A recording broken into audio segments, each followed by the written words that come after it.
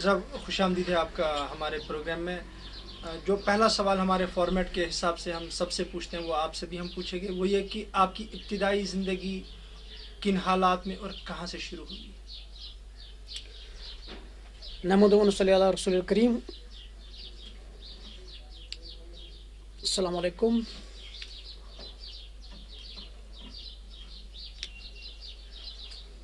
میں جب ماں کے بطن میں ہی تھا تو باہری ماحول غلامی میسر ہوا. تو باہری ماحول قابض حکمرانوں کے ظلم و جبر ہماری تقدیر اور کی زینت بن چکی تھی. میں ٹھیک اس وقت کشمیر میں تولد ہوا جب موئی مقدس کی عظیم تحریک کشمیر میں برپا تھی. میں پروان چڑھتا گیا، سنی بلوغ کو پہنچتا گیا اور غلامی اور تسلط کے وار میرے آگے پیچھے ہوتے رہے، یہاں تک کہ میں اس مقام تک پہنچ گیا جب خود اس علم کو تھامنے کے قابل ہو گیا. میری تعلیم بھی اسی کی نظر ہوئی. 75 میں جب بھارت نے یہاں کے اسلامی درسگاہوں پر پابندی عائد کی تو مجھے اپنا سکول چھوڑ کر بھارت کے سکول میں پناہ لینی پڑی. یعنی تعلیم حاصل کرنے کے لیے میں نے رگھوناتھ مندر میں داخلہ لیا اور میٹرک سے ہی اس زمانے میں اسلام آباد میں طلباء کی رجسٹریشن ہوئی، یا اس سے پہلے بک آف نالج کی ہوئی، یا اس سے پہلے جو ہے موئی مقدس جب قبلِ مسجد اقصیٰ کو جلایا گیا.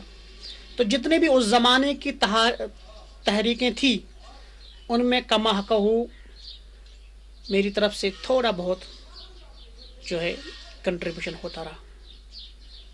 یہاں تک کہ میں جب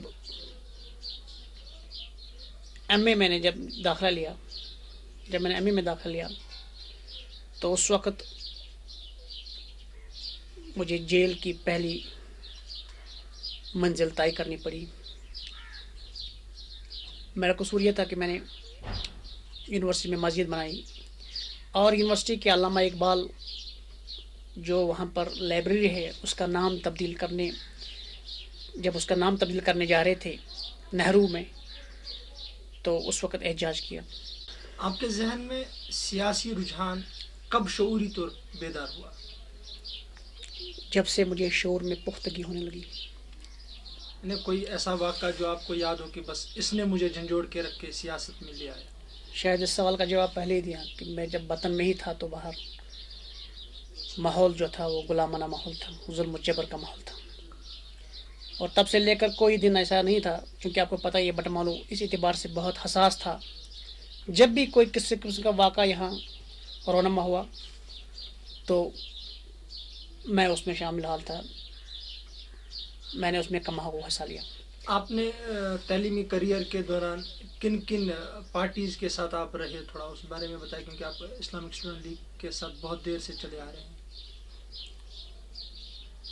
میں براہ راست کسی پارٹی میں تو نہیں تھا. پہلے میں نے جو واحد ممبرشپ جو ہے پارٹی کی جو وہ اسلامک اسٹوڈنٹ لیگ کی.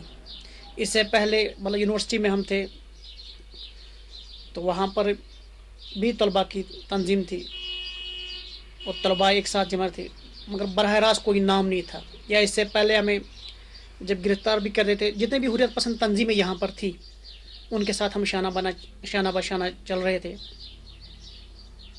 چاہے وہ جمعیت طلباء تھی، چاہے وہ معاذ آزادی، چاہے وہ پیپلز لیگ تھی.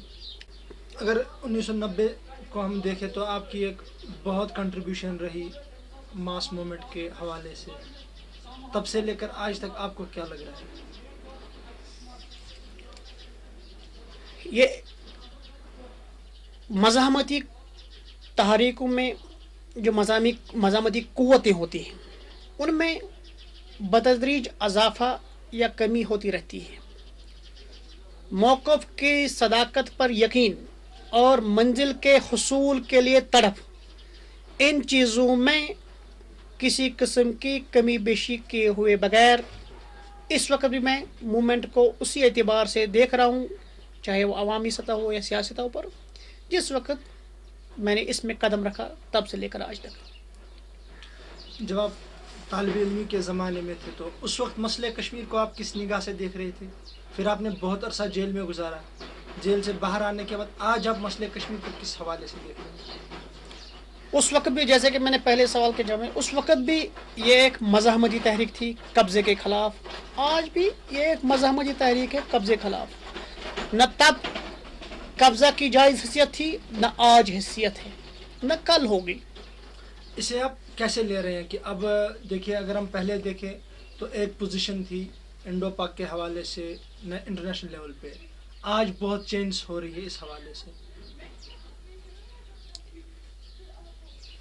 ملکوں کی پالیسیاں اپنے جغرافیائی اور سیاسی خدوخال کے حساب سے دیکھی جاتی ہے. ہم نظریاتی تحریک چلاتے ہیں اور نظریاتی تحریکیں جو ہوتی ہیں وہ اس چیز سے عاری ہوتی ہے کہ ماحول کب ٹھیک لگے تو چولا بن لیں.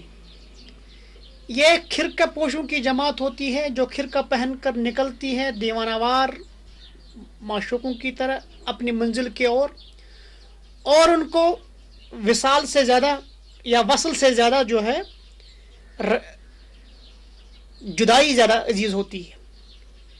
یعنی جدوجہد میں جو لطف اور لذت ان کو میسر ہوتا ہے اس میں ان کو زیادہ آسانی اور زیادہ ٹھنڈک یا زیادہ سکون میسر ہوتا ہے بنسبت اس چیز کے کہ جو یہ. اب رہا سوال آپ کا کہ حالات جو ہے بین الاقوامی سطح پر تبدیل ہوتے ہیں. پاکستان نے یہ کہا کہ میں سب سے پہلے پاکستان ہوں، سب سے پہلے پاکستان. انڈیا نے کہا کہ ہمیں اپنی مفادات نہیں. لازمی بات یہ ہے کہ بحثیت کشمیری میں بھی یہ کہوں گا کہ ہاں سب سے پہلے کشمیری. اور ہمارے لیے سب سے یہ جو چیز ہے جو لٹکتی تلوار ہمارے اوپر ہے وہ یہ ہے کہ قبضہ ہے، ظلم ہے. یہاں پر ایک فوجی خطہ بنا ہوا ہے. تو میری اولین یہی خواہش اور آرزو رہے گی کہ کب اس لٹکتی تلوار سے ہم جو ہے اپنے آپ کو بچا سکیں، ہم آپ کو آزاد کر سکیں.